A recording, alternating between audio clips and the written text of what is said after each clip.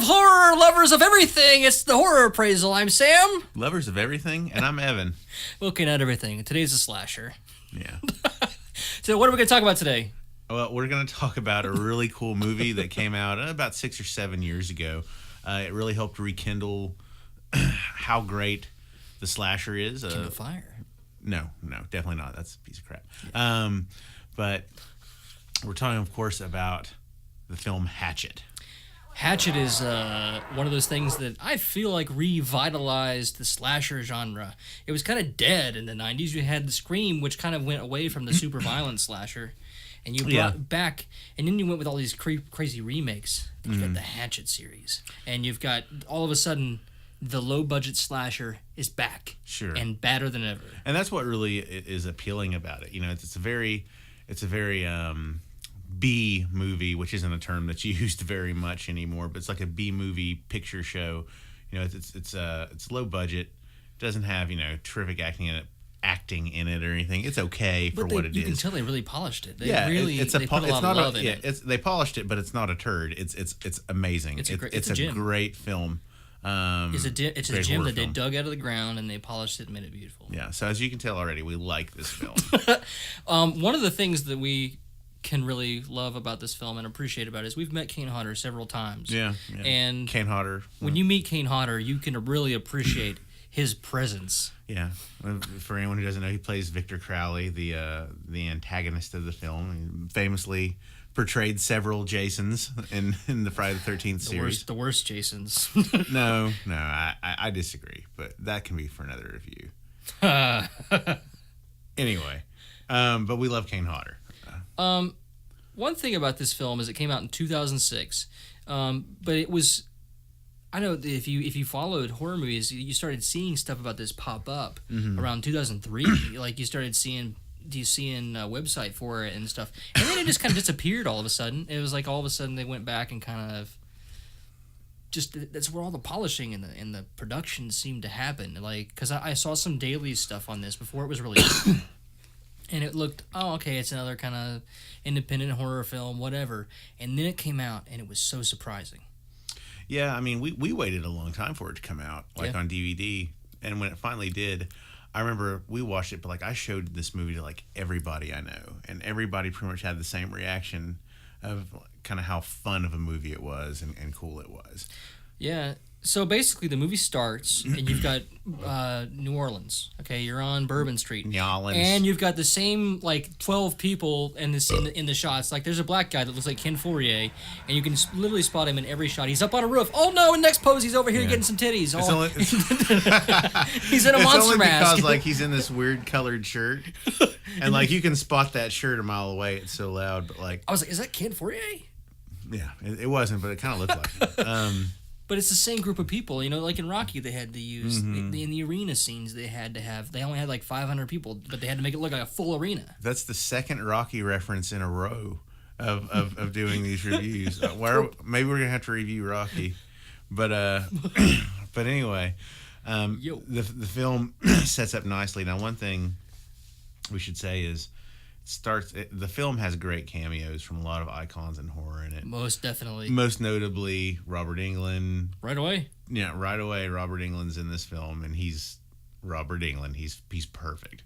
He plays a piece of shit real well, doesn't he? Well, he always kind of does, doesn't he? Anything he's not. I mean, even when he's not Freddy. Well, Freddy's a piece of shit. Well, that's fine, but he's always a very Weasley kind of eaten alive character, and I think he does it really well, especially at the beginning of this film. Can't you be more like your sister, Ainsley? I said, shut up, you little queer. Goddamn queer's got a squawk to take a leak. But Robert Englund has a cameo in this. Tony Todd. This film also has Kane Hodder in it. This film has Freddy, a Jason, a Bill Murray brother. There's a Bill Murray brother. There's a Murray brother in this movie. Which Murray brother is it? Oh gosh. He didn't he voice one of the DuckTales or in the DuckTale movie? I don't know.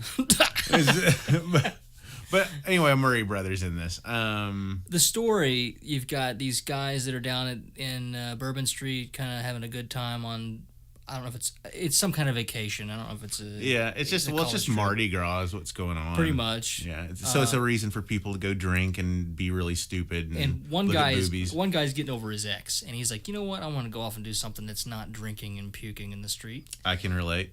So he goes off and he hits up Tony Todd. Tony Todd's like, don't fuck with the swamp. Yeah, he's like, I want to take your night swamp tour, and Tony's like, I don't do that anymore. I don't do night tours.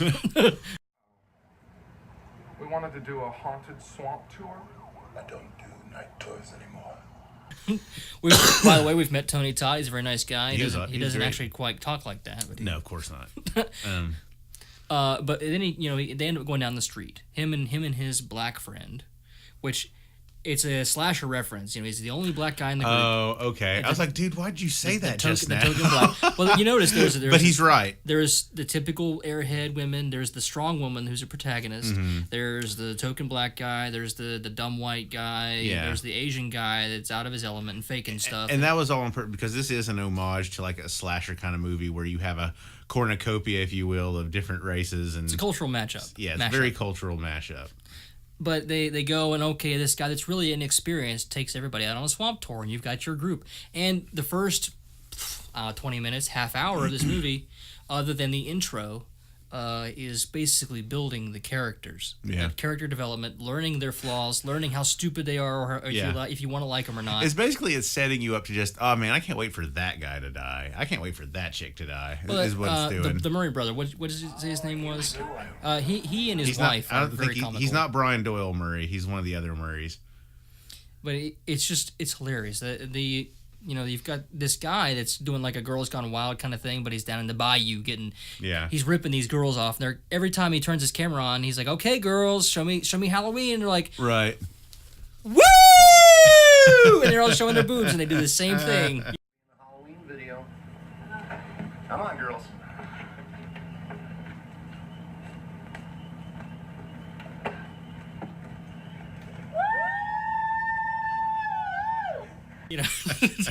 I was wondering if you were really going to do that. And the next shot, woo! You offended now? No, I was trying to clandestinely find out which Murray brother was in this, and I can't find him. So, but okay, they get trapped in the bayou. Okay, this inexperienced Asian tour guide, which you'll find actually he reappears in the rest of the series, but I won't tell you why or how because it's kind of funny how he does. He's not. He gets killed in this, and then his brother or cousin, it's the same actor, but he keeps reappearing in Hatchet 2 and 3. And it's comical. That actually is really comical. First ever on camera correction, and I'm really sorry because I'm the one who said this. I will take full responsibility. Yeah, first because we've had to correct a couple things. It is Brian Doyle Murray. He is not a Murray. He's not a Murray? He's not a Murray. Oh! Yeah, he's not even related. Oops. So, you know what, guys? That one's on me. Shit. But anyway. So, we're past that. It's not a Murray brother. Who is it? It's the guy with the mustache. It's the guy with the mustache who... He looks like Rip Taylor from, if you know Rip Taylor.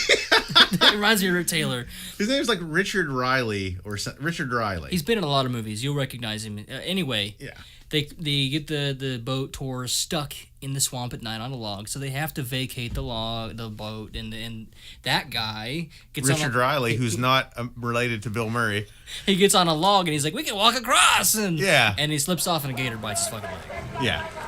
So the whole group is now crippled, and they end up the boat starts sinking, and they have to get off the boat and get into the swampy woods. Mm-hmm. So they're in Victor Crowley territory. And Victor Crowley is you explain Victor Crowley. I will. In my head, it sounded like you said they have to get into the soapy woods. So I was just like thinking of like very clean, all the lather. Anyway, so like Victor Crowley is of course your formulaic kind of boogeyman in the woods. He had a tragic accident involving of course, children picking on him because of his deformities.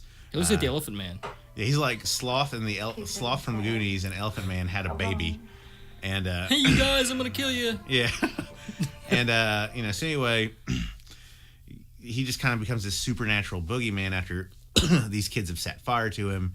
And there's another tragic element to it too. It's the fact that his father, while trying to save him from the burning cabin, Victor's like pressed up against the door, and his father's played by Kane Hodder, of course, as well.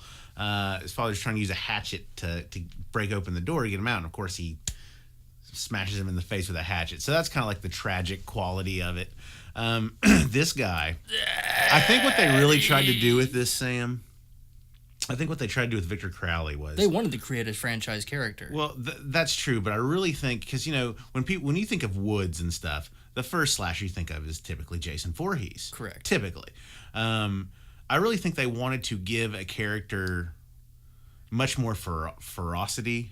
He's definitely very animal. Than like Jason. He's an animal. Yeah, and I think it's because you learn pretty much that he's a ghost. He's see, that's the cool thing about it. Like, he's a wraith.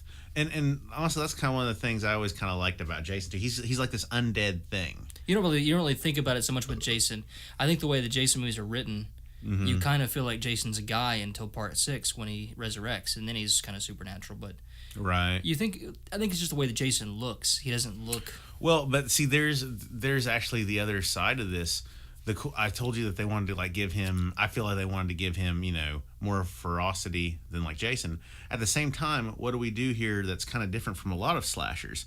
Well, we're not going to give him a mask. It's him. It's actually, it's great makeup. In a lot of ways, though, they said this was kind of like Kane Hodder's coming out party. They turned him loose and they said, just go nuts. Yeah. Okay, just be you. Put makeup on and kill people like you want to kill them. And it's pretty cool. Yeah. Which, by the way, speaking of kills, Carl Buechler, however you say his name. Buechler. He's done a lot of things. He did Nightmare 4. He did all kinds of really cool special effects. And in this movie, you have no shortage of especially graphic and believable kills. Tell us about some kills that you like. Man, the first time I watched this movie, other than with you, I took it to a buddy's house, and I guess it's the part where the first time you see Victor Crowley, he darts. There's no mystery to it. He just darts right out of the cabin. He's right there, big as life. And like he turns like the guy whose leg's been bitten by the gator. He turns him around and he just hacks this guy repeatedly into right here a hatchet. Right here, and it just goes gradually down. And the rest of the group is like, "Ah, what the fuck?" They're seeing this guy get hacked. Yeah. So it's pretty crazy. The thing is, the prosthetics of it look so good. And that's why, I saw a film with some people the other night. It was a very famous film from about 20-some years ago, and it was, it's a not very well known film about a park that has dinosaurs in it. But we were talking about like how realistic and how good that looked, like this certain scenes, because these were real things. Like when the raptors hatch out of the egg, that's a puppet. Right. So like they're actually touching that and interacting with it. It looks real. It's so much better than CG. It physically exists on camera. It physically exists, and that's why Hatchet is such a great modern slasher, because it still uses so much prosthetic in it. And I would say, man, I'm gonna say slashers out of the last 10 years, this has got to be this motivated a lot of people to make some good slashers. Yeah.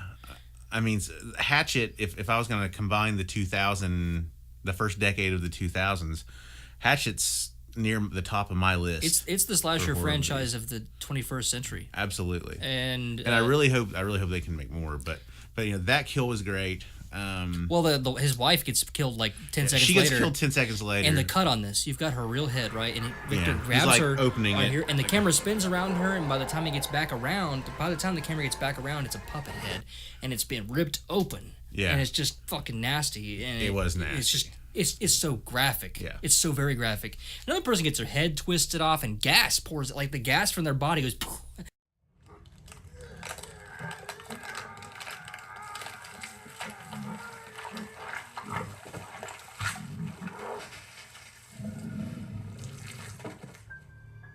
Comes out as the head comes off. Well, it's just like a red mist, of blood.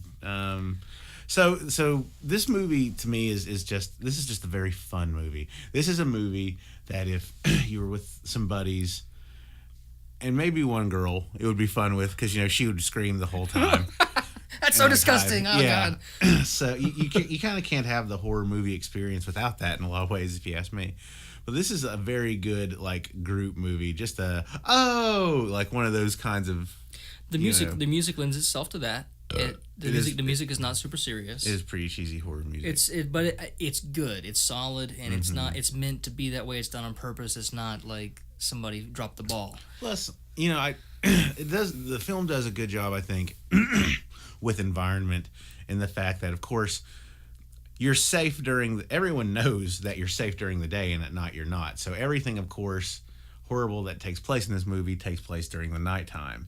Adam Green developed a really good formula with the kills. Every time you see a kill, he takes it. He's like, you know what, we're gonna go over the top. And during the kill, you have all these cutaway scenes that show blood just flying on the woods. It's very over the top schlock horror. And you know what? Not everything has to be a thinking man's horror movie. This doesn't make any pretenses about what it is.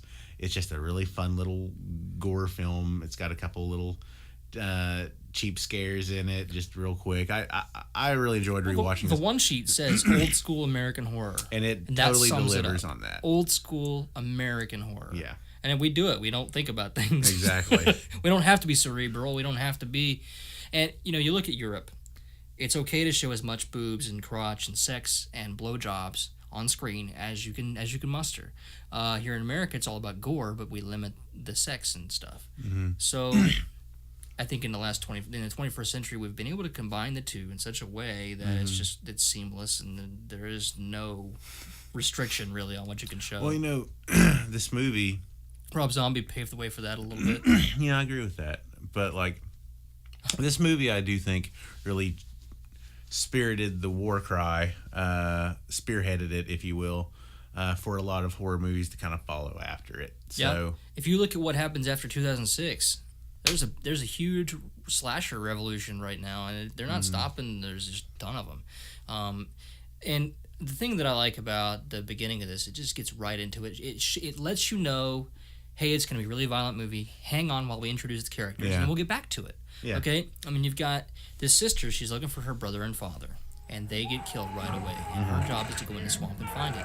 And you'll find out that she is a central character throughout the Hatchet series.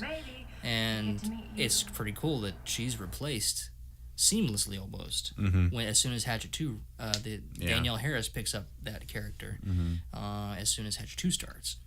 So, do you have a favorite moment for this movie? My favorite moment of this movie, golly. I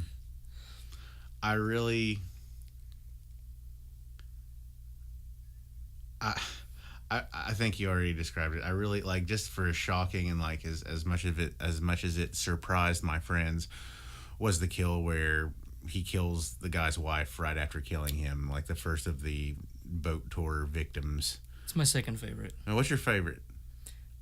The gas-powered sander, the gas-powered belt sander. He takes this chick, he grabs her by the head, and he has a gas-powered belt sander. Now, think about it for a second. Have you ever seen one? They don't exist. Yeah. Carl Buechler in his interviews talked about how the director, Adam Green, he's like, I want a gas-powered belt sander. And Carl Buechler's like, they don't exist. I have to put an engine on this thing. What are you talking about? What kind of sick person do you have to be to come up with that? But he takes it and he puts it on her face, okay? And then he gets interrupted in mid-kill. So here she is crawling on the ground, and her jaw's gone. And it's awful. Yeah. It's really bad.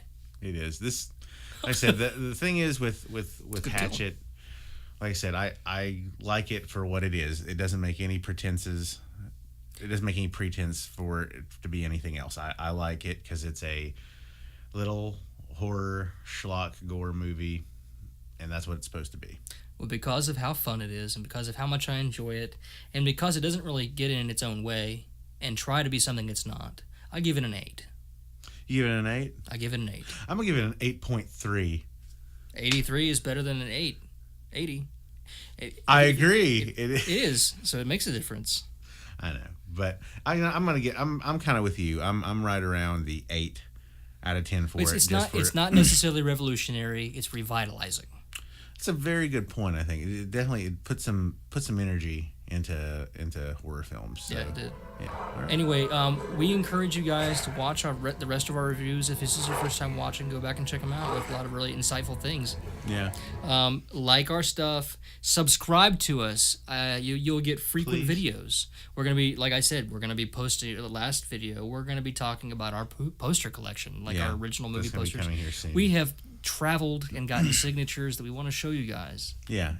We want to tell you about our exploits. Yeah.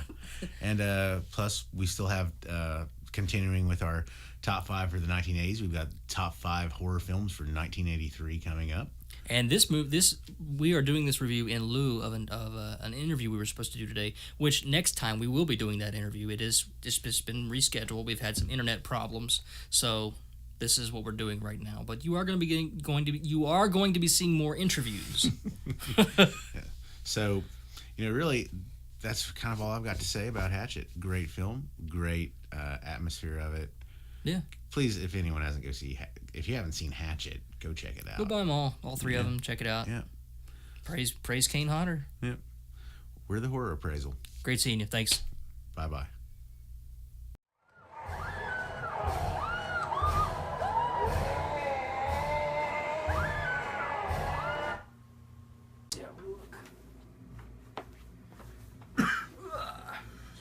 Yeah.